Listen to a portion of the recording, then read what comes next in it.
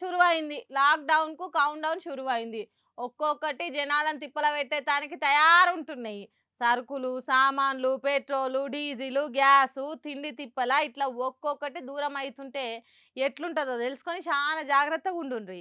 అవును. లాక్‌డౌన్ మొదలైంది. నేను చెప్పేది మన దేశంలో గాదు. బీడు బిచ్చం కళ్ళుద్దర అన్నట్టు బతికెళ్ళదీస్తున్న పాకిస్తాన్ దేశంలో. యుద్ధంలో ఎవ్వరు గెలిచినా రెండు దేశాలకు నష్టమే జరుగుతుంది అనేది పాత ముచ్చట. కానీ ఇప్పుడు పక్క దేశాలకు ప్రభావితమయ్యే దేశాలకు కూడా నష్టమే జరుగుతున్నది. హార్ముజ్ జలసంధి కాడ ఇరాన్ దేశం గిట్టని దేశాలను తిప్పల పెడుతున్నది. అమెరికా దేశానికి దగ్గర దేశాలకు ఆయిల్ పోకుండా చేస్తున్నది.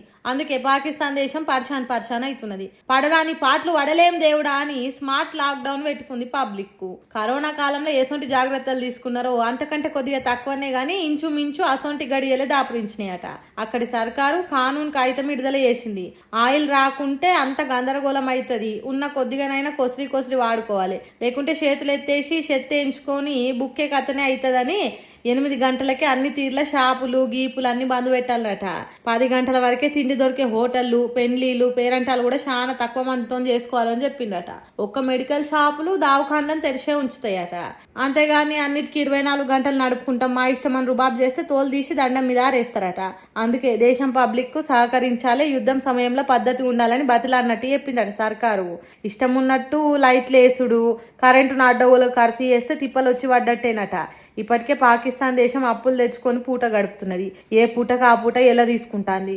ఎవరు నూకలు పెడితే బుక్కి బతుకుదామా, ఎవరు గోధుమలు పెడితే కొంగు జాపుదామా అన్నట్టు చూసే పాకిస్తాన్ దేశానికి ఇప్పుడు లాక్డౌన్ వచ్చే వరకు అక్కడి పబ్లిక్ ఎంత గోసపడతారో ఏమో.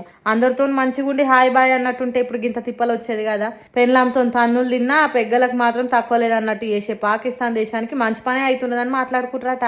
ఆ దేశంలో లాక్డౌన్ షురువు అవుతుందని తెలిసిన చుట్టుపక్కల దేశాల పబ్లిక్ గిట